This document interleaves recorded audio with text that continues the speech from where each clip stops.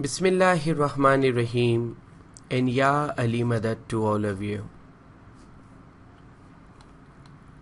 In our previous Global Youth lesson, we explored some of the challenges Ismailis face when integrating into non-Muslim societies. Today, we will discuss a different but equally important topic: the unique challenges that arise from Ismailis within the Muslim societies. Unlike the questions Ismailis might face from people outside of Islam, in Muslim societies they often encounter doubtful questions that invoke Shariat and raise concerns about Ismaili beliefs and practices.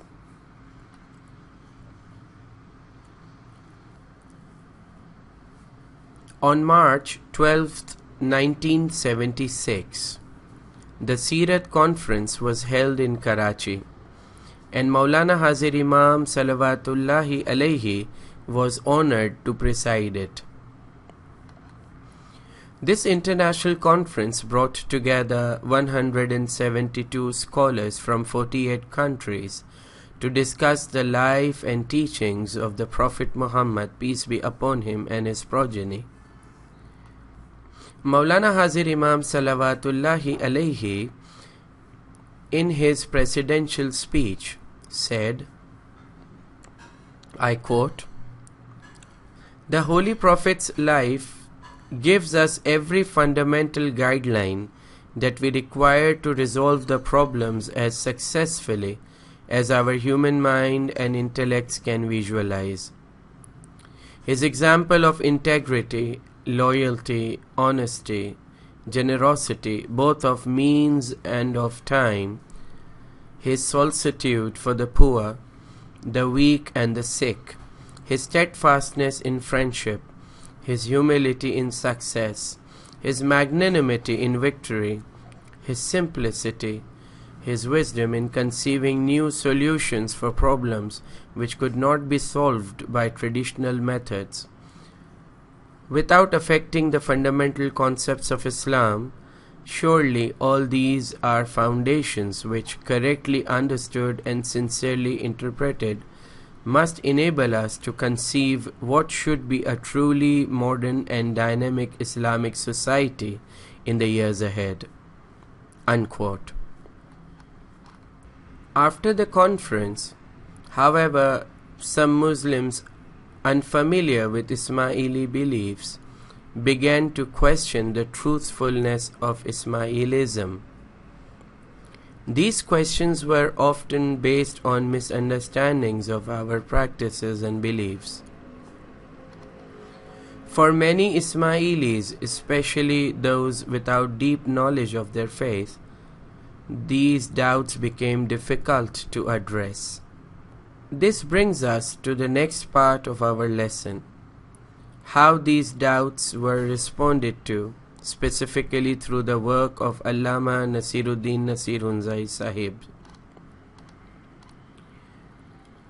To address the growing doubts, Allamah Saheb created a booklet titled Answers to 8 Questions. This booklet was specifically aimed at answering common questions posed by Sunni Muslims about Ismailism. In the book's preface, Allamah Saheb writes that people generally ask whatever comes to their mind. Instead, they should ask only one fundamental question, which should be, what proof is there of the Imam being the real truth? So by addressing this fundamental question, all other doubts can be dispelled, and there will be no further need to ask any other doubtful question. Allamah Nasir Saheb emphasizes that the source of satisfaction in Ismailism lies in Deen Shinasi, recognition of religion, and Imam Shinasi, recognition of the Imam. He explains that a deep understanding of these two principles, combined with knowledge and ma'arifat, gnosis, illuminates our faith and dispels doubts. This understanding forms the foundation of our faith. Allamah Nasiruddin Nasir Hunzai Sahib explains this concept with a metaphor of a tree spreads upward from the trunk. That if we discuss the fundamental concept of the truthfulness of the Imam of the time, all other questions will be dispelled. As Mawlana Hazir Imam Salawatullahi alayhi on November 11th, 1986 in New York, USA said, quote, "Ostrich policy is not for us," unquote. This phrase emphasizes that Ismailis do not shy away from challenges.